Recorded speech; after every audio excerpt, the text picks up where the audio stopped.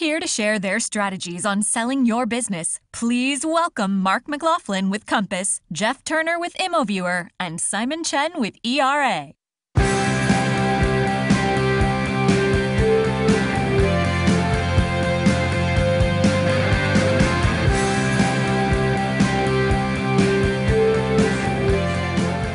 Get close to us.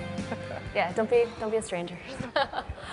All right, so last year we saw a lot in real estate, new companies being formed, some M&A. So we have some gentlemen on stage that can speak to all of that.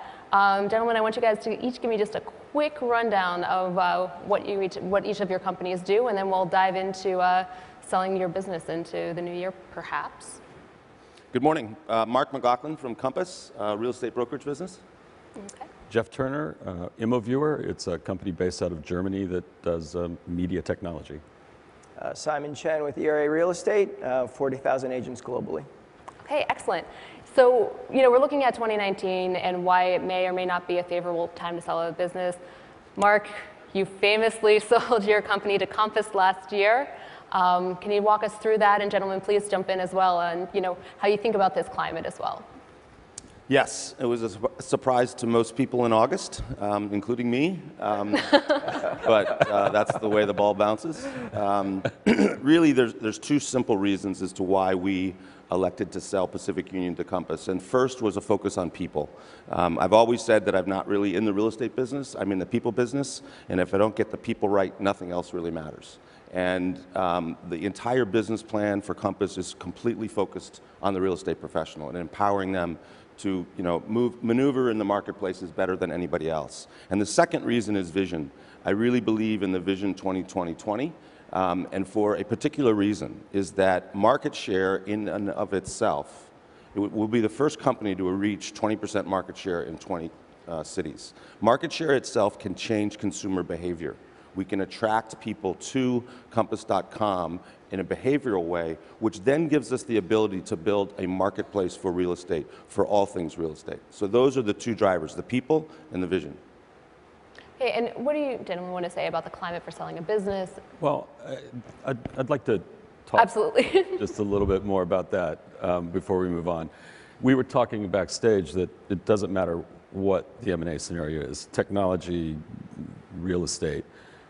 The hard part is aligning cultures once everything's done. And so I think what I'm looking at in all of this scene, whether it's the technology side or the real estate side, is what are they doing post-acquisition to align those cultures? Because that ends up being a really huge determiner of future success. How do you retain that, regardless of vision or positioning or strategy?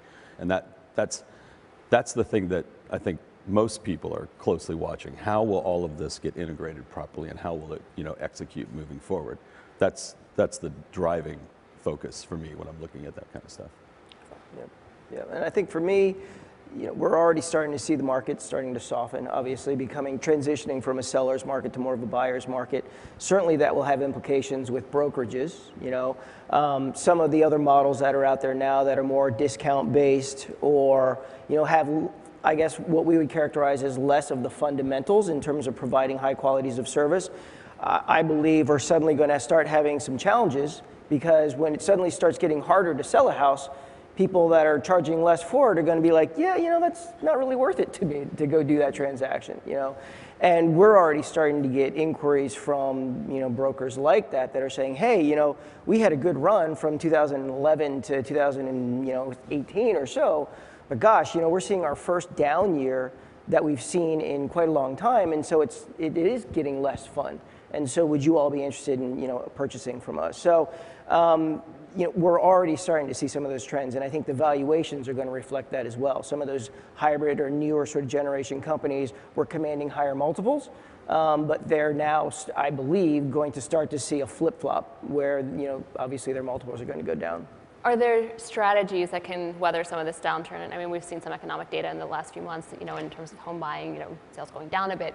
Are there business strategies that, could be fine in most situations?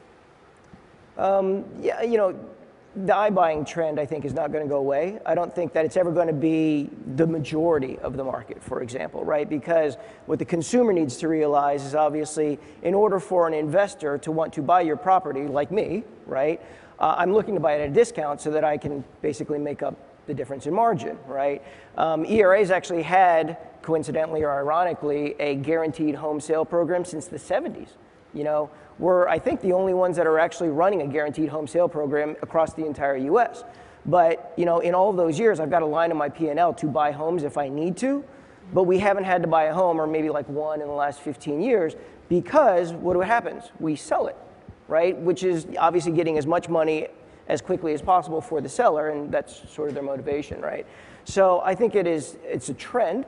I think it's going to, you know, continue to perpetuate, but, you know, we're certainly reacting to it. And then, gentlemen, any other strategies that you see could be in high demand, even if we do have a bit of a downturn? Well, you know, trees don't grow to the sky, so we're going to have an adjustment in the market. Anytime you reference an adjustment in our markets, I think people's minds go back to 2008 and 2009. Where there's not a business school in the country that would have prepared any of us to survive that. Mm-hmm. So a modest adjustment in the marketplace, balancing buyer and seller, I think is really healthy. We had a really rough September in the state of California and a really rough December. And just those market dynamics, I think, have got people running real estate businesses really focused on, you know, what kind of fixed costs am I carrying around? And, you know, some of these offices that are filled with people who aren't really serious, maybe we should get some really serious people into these offices, to, you know, to prime the pump. On the technology side, there are a lot of technology solutions that actually are waiting for a downturn. You know, agents are incredibly transactionally focused, and when that transaction is happening maybe easier than it normally would happen, they don't think about new technology. They go on about their business doing what they're doing. So certain kinds of technologies actually do better in a downturn. Not all, but certain kinds of marketing technologies, for example, tend to do better in a marketing downturn. And all of the things, I thought Chris's presentation was brilliant, but if you think about all the capital chasing our industry, it is going to thrive, as Jeff says, in the downturn. And if you think about the iBuyer, you know, raise your hand if you could buy all the real estate in the world that you could at 9 to 12% off a fair market, you'd fill your balance sheet, right? I mean, so that's not, it's going to be with us for quite a while, and all of these things are going to add velocity and liquidity to our markets, which generally speaking don't have velocity and don't have liquidity. And you can't predict who has been sitting outside of the equation so far, who is going to use the downturn as an opportunity to come in. And Simon said something backstage, and I really think you should highlight it. Relative to these, the people who look at real estate potentially as? Well, so there's a lot of conversation going on. You heard Chris talk about it. You heard, you know, the venture capitalists talk about it too. But all this conversation around ancillary businesses like mortgage, title, and escrow for real estate companies, right? And as a lot of you know, as we get compression on our margins and everything like that, a lot of our brokers are obviously turning increasingly toward, you know, padding their broker dollar or padding their EBITDA with, you know, affiliated business revenues, us included. But the scary sort of concept for all of us, if you're a real estate practitioner, is what if we're the ancillary business? And what do I mean by that? What if it's a mortgage or a title company? We're already seeing examples of that out in the space, right? But what if a mortgage or title executive that is managing their P&L and is trying to get to a number there, right, views the real estate transaction as just a way to get to that number and is willing to marginalize or not give great service or do whatever around the real estate transaction? I think that's a scary potential reality, and we're already starting to see, you know, some companies nibbling at that sort of strategy. So that's definitely something that we're keeping an eye on. Do you see the role of the broker changing with what's happening? Some people I've spoken to have said that, you know, broker has to take more of kind of like a broader investment advisor or wealth manager type role in the situation because, you know, technology is, you know, making some of the other parts of the transaction so much easier that you don't necessarily need that, you know, person doing those things. I think that's true. I think another of the little dirty little secrets that's out there and where a lot of the attention is that most of the investment, most of the acquisitions, most of the game playing, if you will, that's going on in the industry right now is primarily around the transaction itself, okay? But for all of us as real estate practitioners, that's really only 1/10 of the iceberg, if you will. What about that remaining 7 to 10 years, depending on whose numbers you listen to, where I call it the agent is working for free, right? We get the calls. Do you have a dog walker or nanny, a copy of the HUD from 10 years ago, or all those sorts of things that we are the local area experts on, that there is no monetization or even really recognition, right? Our hope is that by providing those services for free for those 7 to 10 years, obviously we're going to get referrals or we'll stay in touch with the clients, et cetera, right? But the numbers sort of, counter that, right? You've probably heard the numbers that 89% of consumers would work with the agent that they just closed a deal on because they're still the warm fuzzies, right? They just did the deal, they got the house, everybody's happy, right? But the reality is that in that 7 to 10 years later, only 13% do. So we and an awful lot of folks in the industry are trying to figure out how we bridge that gap, or to mix the metaphors, delve deeper into more of that iceberg to be able to maintain that continuity between the agent and the consumer in a much more tangible, sticky sort of way. It's a hard one for technology to get to too, because it's so broad. The transaction's so easy to identify. So it's almost too easy for technology companies to also attach themselves to that transaction, because that's where agents' focus tends to be, when in truth, the broker who's going to be the most successful is the one who does the best job of maintaining contact with that customer, keeping that customer engaged over the life cycle of the home. One thing that we really feel is not going to change is with all the change, with all the innovation, the relationship between the real estate professional and the client remains really rock solid. And there isn't a hashtag, there isn't a .com, and there isn't a technology firm that's going to displace that, because that relationship is built on trust. And that is the private wealth. That is the advisory nature of everything that goes on in our industry. It's based on trust. And that's going to play really great with agents in the audience. So let me just do something that might not play so great, just because. So I went to Nashville this past week, and I stayed at a place that did some really interesting things with technology to remove all of the stuff that an employee would hate doing from the equation. It was a place called Bode in Nashville. They texted us our entry code to get into the private gate. They texted us our door key. I never had to go to the front desk to check in. I never had to see a human being, and I loved it. When we clicked in through the gate, we got an instant text message saying, "Welcome to Bode. We hope you enjoy your stay. There's some coffee in the coffee maker, but if you need anything, come see us in the lobby. We'll be happy to help you." 9:30 at night, they text us, "The lobby closes at 10. Please come down. If you haven't already taken advantage of your free drink, we'd be happy to serve you a drink." And the people behind the counter no longer had to deal with all of the crap. No longer had to deal with processing credit cards or doing all the things. When we walked in, the whole focus was on us. And so I think there's an opportunity for brokers to use technology in a way that removes all of the stupid stuff that no one likes to do from the equation, so that the agent can actually focus on the customer and do the things, as Mark says, that are never going to go away. Anyone else booking a trip to Nashville to go visit? It's one of those experiences that once you experience it, you sort of get a glimpse of what people are talking about when they say AI, the latest buzzword, is going to come and replace certain jobs. Yes, but it's going to it's going to elevate other jobs if people are doing it the right way, if the high ground is set as the focus. To Jeff's point, I get asked all the time, what's driving the change in our industry? And it's not me or us collectively, it's that experience. Yeah. Jeff's expectations now for his next visit to a hotel is measured by Bode. And Absolutely. that our clients are entrepreneurs, they're hedge fund managers, they're everything like that, and they have an expectation for service as you absolutely just articulated. So that will happen to our industry, but our average sales price is 1.8, and that decision's not going to be made with a text message. There's going to be intellect involved in that, and that's where I'm talking about the role of trust and relationship. But that expectation of you now, I pity the next hotel you checked into. Absolutely, and I've been saying it. I've been using this analogy all the time. That that real estate seems to be waiting for this meteor that's going to come and make them extinct. And it's not a meteor that's going to do it. It's like climate change. It's going to be a consumer expectation change that happens here and a consumer expectation change that happens here. And the next thing you know, the consumer's desire for what they want from the real estate transaction is shifted, not from any one thing, but the sort of the accumulation of things that they experience. Do you find that there's, right now at least, a divergence between innovation that focuses more on the real estate transaction the old way versus, the new tech that's coming? Is there a split there that's happening, or is it being merged? We have one piece of technology in Northern California that has really changed the way the disclosure process and the offer management process has started to work. It's called Disclosures.io, and it's really changed behavior. And that's the greatest struggle that we have. This is a legacy industry, and how do we change people's behavior? It's not simple. The best technology in the world is not going to force you to change your behavior until the market dynamics, your clients are going to say, I'm not doing it this way anymore.